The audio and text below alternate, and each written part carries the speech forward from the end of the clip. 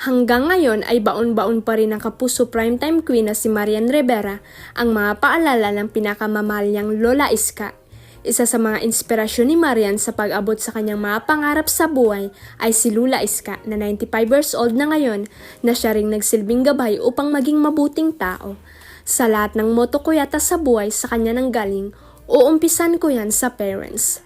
Palagi niyang sinasabi sa akin, way back, huwag kang magtatanim ng sama ng loob sa pamilya mo or sa magulang mo because you will never be successful kapag may galit ka sa parents mo. Ang payag ni Marian sa panayam ng GMA. Uumpisahan ko yan sa parents. Palagi sinasabi sa akin na way back, huwag kang magtatanim ng sama ng loob sa pamilya mo or sa mga magulang mo kasi you never be successful kapag may galit ka sa parents mo. Kung ano may nangyari sa mama mo at papa mo, i-let go mo yan. Bigay mo na lang sa taas yan. Naaalala rin niya ang naging advice sa kanya ng kanyang lola tungkol sa nangyari sa mga parents niyang sina Amalia at Javier Gracia Alonso na ipaubaya na ang lahat kay Lord.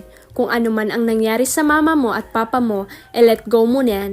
Ibigay mo na lang lahat sa taas yan.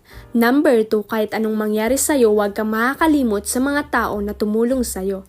Last, as long as ginagawa mo ng tama ang mga bagay-bagay at wala kang tinatapakan, pagpapalain ka ng Panginoon, pagbabahagi pa ng kapuso superstar.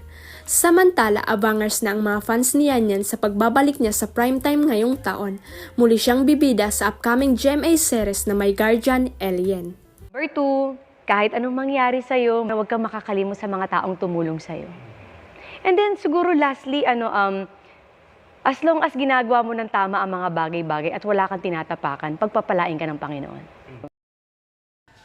Huwag kalimutang i-click ang subscribe button at i-ring ang notification bell para sa latest at legit chika updates.